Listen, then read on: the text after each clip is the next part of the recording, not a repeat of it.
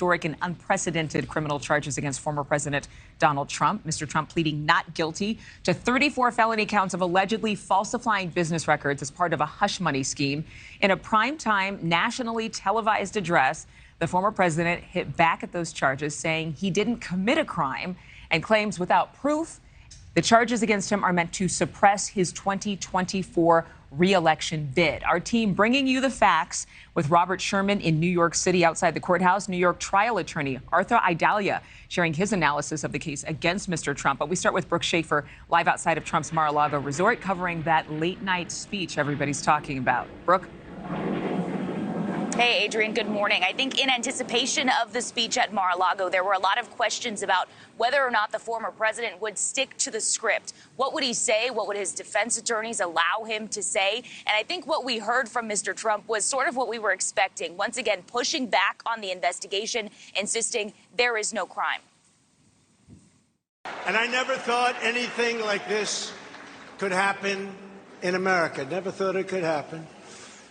The only crime that I have committed is to fearlessly defend our nation from those who seek to destroy it. We are now a failing nation.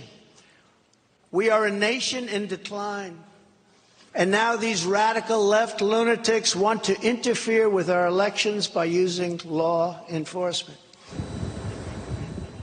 The former president made this primetime address shortly after flying back to Florida from New York. Some of his supporters lined the road not far from Mar-a-Lago. They had signs and flags as the former president made his way from the airport to his Florida home. Inside the ballroom, there were more supporters, and some of Mr. Trump's family members were also in the room, along with a couple members of the Republican Party. Congressman Matt Gaetz and Congresswoman Marjorie Taylor Greene were both in attendance for the speech.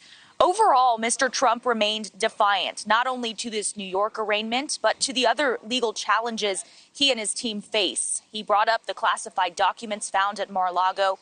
He defended his handling of the documents, claiming it's something every president does, and accusing these investigations of being politically motivated. But as for this New York indictment, Mr. Trump spent a good portion of his speech unloading on Manhattan District Attorney Alvin Bragg, accusing him of being the criminal because of leaked grand jury information leading up to this week. Thank you for watching. Go to newsnationnow.com to find NewsNation on your television provider. And don't forget to click the red subscribe button below to get more of NewsNation's fact-driven, unbiased coverage.